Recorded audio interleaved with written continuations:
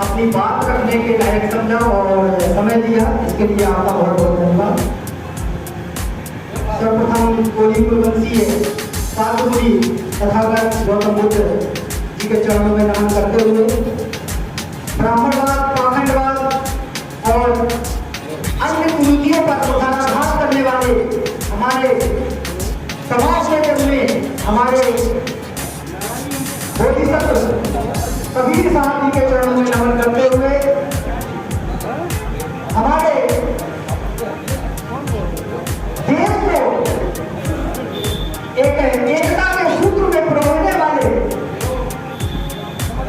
गुंडों को जुबान और शहरों का कान और भारत को संविधान देने वाले तथागत बोधिसत्व बाबा साहब भीमराव अम्बेडकर जी के चरणों में नमन करते हुए हमारे समाज में जन्मी एकमात्र वीरांगना, समाज का नाम उन्होंने 1857 में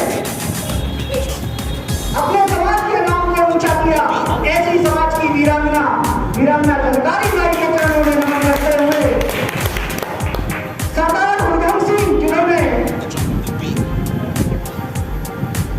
अपने समाज का नाम रोशन किया, ऐसे हमारे समाज में जन्मे सरदार उधम सिंह जी के चरणों में नमन करते हुए आज इस मंच पर उपस्थित सभा की अध्यक्षता कर रहे हमारे गुरु, हमारे आदरणीय श्रीमान माननीय परशुराम जी, ये हमारे गुरु भी हैं। इन्होंने हमें प्राथमिक शिक्षा दी, जिसके बल पर, इनकी शिक्षा के बल पर आज मैं इस काबिल हुआ कि आज आप लोगों के सामने अपनी बात रखने का, अपना जो बात रखने के लिए प्रयास हो सकता हूँ। मैं ऐसे गुरु के चरणों में नमन करता हूँ, बार बार नमन करता हूँ।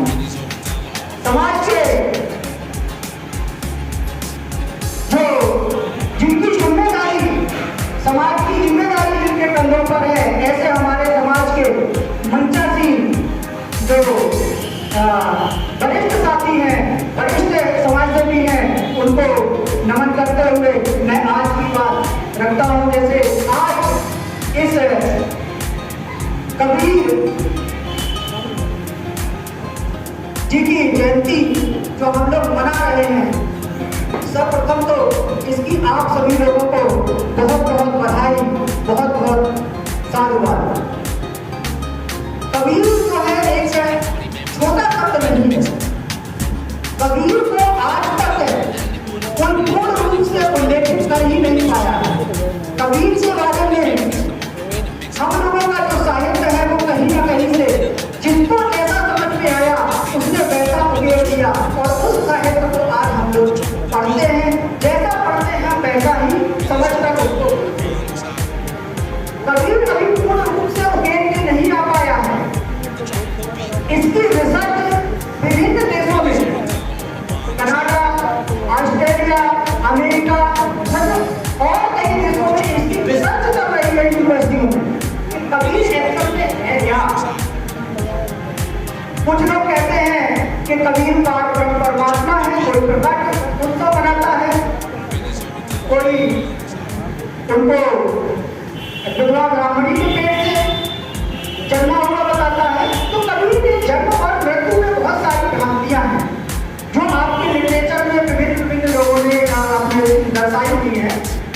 तो इसके बारे में मैं कुछ ज्यादा ना करते हुए मैं एक बात समझा हूँ, मैं एक बात जाना हूँ कबीर को पढ़ के, कबीर को जान के कि कबीर जो है वो सामाजिक क्रांति का स्रोत है। कबीर के आने से, कबीर ने जो बात कही है वो सामाजिक क्रांति की ओर इशारा करती है। कबीर उस समय थे जब राजा महाराजाओं का राज चलता था और साथ में राजा महाराजाओं में भी मुगल राज चलता था। जिस समय उन्होंने ऐसे ऐसे अपने वाणियों से ऐसे धार्मिक प्रपंच, ब्राह्मणवाद, पाखंडवाद का उस समय विरोध किया, मौलवियों को उस समय विरोध किया जब मुगल शासन था। उन्होंने साफ लिखा है, वो एक धर्म की बात नहीं करते, जितने भी प्रपंच या जितने भी पाखंड या जितनी भी कुरीतियां हैं उन सभी को कुठाराघात करते हैं। उसी समय मुगलों का शासन भी था, मुगल जी के मुसलमानों पर भी उन्होंने कुठाराघात किया है, मुसलमानी जो ग्रंथ है और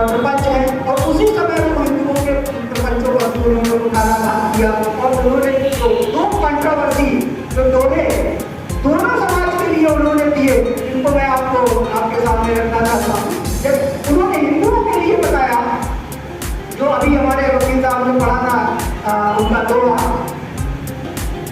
कि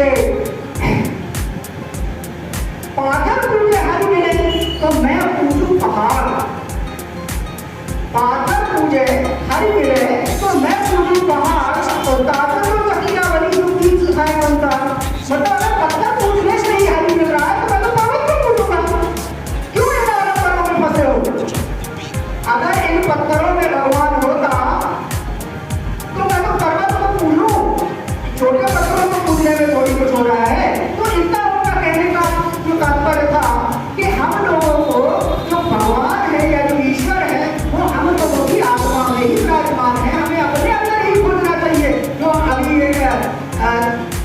दोहे के रूप में आप लोगों के सामने बताया था हमारे जो अग्रणी वक्ता थे। दूसरा उसी समय पे जब मुसलमान के शासन था तो उन्होंने मुसलमानों के पाखंडवाद पर भी उन्होंने काम किया। उन्होंने जो ये कहा है कि काकर पाथर जोड़ के मस्जिद नहीं बनाए और ताजल मुंगा मांगने का बहरा हुआ बुलाए।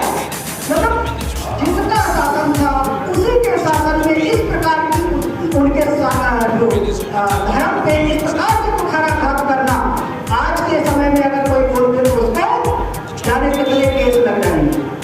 ये उनकी एक बेबाक वाणी थी, बेबाक बात थी जो वो सबके सामने बोलते थे। एक बात और, कबीर जो है वो बहुत ही उन्नति किस्म के बहुत ही अच्छे सामाजिक चिंतक थे। उन्हें हमेशा समाज की चिंता बनी रहती थी, क्योंकि समाज जो था वो पाखंडवाद में फंसा हुआ था और आज भी फंसा है। वही जो ब्राह्मणी जो मनुवादी सोच है, हम लोग उसी में फंसे हुए हैं, उन्हीं प्रपंचों में फंसे हुए हैं, उन्हीं कर्मकांडों में फंसे हुए हैं। जिसका कबीर ने विरोध किया उसी को मानते हैं। हम कबीर को मानते तो हैं लेकिन जानते नहीं हैं, ये हमारी सबसे बड़ी गलती है। सबसे बड़ी, कबीर ने कभी भी आरती और उसका किसी की पूजा करने को कभी उन्होंने तो इसका विरोध किया हमेशा कि पूजा किसी की नहीं करनी चाहिए, किसी की आरती नहीं करनी चाहिए। और आज हम लोग क्या करते हैं? आज हम लोग क्या करते हैं? सर्वप्रथम किसी काम की शुरुआत करते हैं तो पूजा आरती से ही करते हैं। ये सम्मान है, अच्छी बात है, लेकिन हमें उन चीजों पर जिनका विरोध हम कर रहे हैं, जिनका विरोध हमारे पूर्वजों ने किया, इसको आत्मसात करना चाहिए, उनके बताए हुए रास्ते पर ही चलना है। तो मैं यहाँ पर क्या बात कह रहा था कि कबीर जो है बहुत ही बड़े सामाजिक चिंतक भी थे, जिन्होंने अपने वाणी में लिखा भी है कि सुख सब संसार है, दुखिया सब संसार है, सोने और खावे। दुखिया एक कवि है, सुखिया सब संसार है, खावे और सोवे, दुखिया एक कबीर है, जी और रोवे। इसका मूल है दुखी थे कबीर। क्या कारण था? उन्हें लग रहा था कि हमारा जो समाज है तो आनंद में डूबा हुआ है, अपने आप में ही डूबा है, अपने आप में ही खोया है, इसे समाज की कोई चिंता नहीं है। लेकिन वो बहुत ही बड़ी सामाजिक दार्शनिक सामाजिक सुधारक थे, उन्हें चिंता थी और वो इसीलिए उन्होंने इस पंक्ति को उगेरा। आप देखते हैं कि हर परिवार में जो परिवार का मुखिया होता है वो पूरे परिवार की जिम्मेदारी होती है। अगर कोई काम होता है ऐसा जो पारिवारिक भलाई के लिए या कोई सामाजिक भलाई के काम होता है तो की नींद लगती है कि कैसे हम इस पूरे काम को संपन्न सफलपूर्वक कराएं। तो यही रातों की नींद उनकी हुई, इसीलिए उन्होंने इस प्रकार से जो अपने सबको दोहावलियों में उकेरा कि हमारा समाज ये कर क्या रहा है, ये तो बस अपने में ही नहीं है, हमें ही मस्त है। और तो हमें मेरा जो दोहे का कहने का था कि आज जो जागरूक लोग हैं, जो समाज की जिम्मेदारी कंधों पर है, वो आगे बढ़े और जो कबीर और तथागत गौतम बुद्ध और बोधिसत्व बाबा साहब डॉक्टर भीमराव अम्बेडकर, अगर देखा जाए इन तीनों का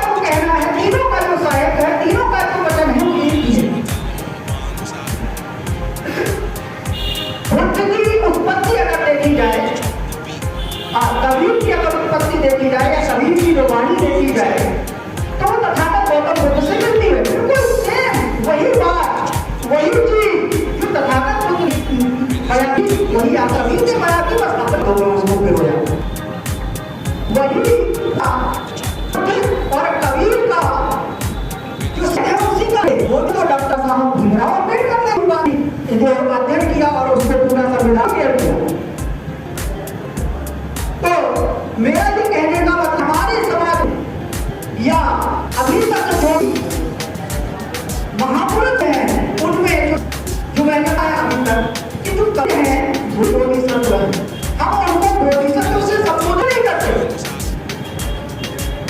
बोधिसत्व का मतलब है जिसने अपनी बुद्धि से सत्य को, तो क्या हमने बुद्धि से सत्य को नहीं जाना क्या? तो हम आग्रह अभी से कि हमारे तथागत बोधिसत्व है, कबीर साहब के हम बोधिसत्व जोड़ा जाए, क्योंकि ये भी ही सत्य की पहचान इन्होंने की। दूसरा जो हमारा अभी अध्ययन में हमने देखा कि हमारे पास जो है दूसरा क्या साहित्य है, हम उसको पढ़ रहे हैं। हमारे समाज में साहित्य लिखने की बहुत कमी नहीं है, और ये हम अपने युवा साथियों से अपील करें मंच के माध्यम से कि कृपया अपने यथार्थ जो साहित्य है उसको पढ़कर उसको अपने शब्दों में पिरोने का काम करें, जिससे हमारे आने वाली पीढ़ी उन प्रपंचिक जो साहित्य है, जो मनवादी साहित्य है, जिसको हम लोग आज ढो रहे हैं, कम से कम उससे तो निजात मिलेगी। इसका काम हमारे साथी युवा साथी बहुत पूजावान साथी हमारे सिंधु जी हैं, इन्होंने एक किताब लिखी है अभी, बहुत अच्छा साधुवाद इस मंच के माध्यम से कि कम से कम उन्होंने वीरांगना पर किताब तो लिखी, और भी लोगों ने लिखी, वो भी बहुत साधुवाद के पात्र हैं। और इनका अन्य जो अन्य और उसके साहित्य पर भी काम चल रहा है, तो मैं उनको बधाई देता हूँ कि ऐसे ही आगे बढ़ते रहिए। हम सभी काम के और इस मंच के अपनी बात को ज्यादा ना रखें, बाकी कबीर को तो कोई पूरे तरीके से विश्व नहीं पिरो पाया है, विश्व नहीं बता पाया है, तो हम क्या बता सकते हैं? कुछ चक्र जो जानकारियां थी वो मैंने आपके सामने रखी। इन्हीं शब्दों के साथ मैं अपनी वाणी को विराम देता हूँ। जय भीम, नमो बुद्धाय, जय कबीर। बहुत बहुत धन्यवाद भाई प्रभु वर्मा जी। शिक्षक की हैसियत से आपने सामाजिक, आर्थिक, राजनीतिक और सांस्कृतिक क्षेत्र में अपने विचारों को प्रकट किया।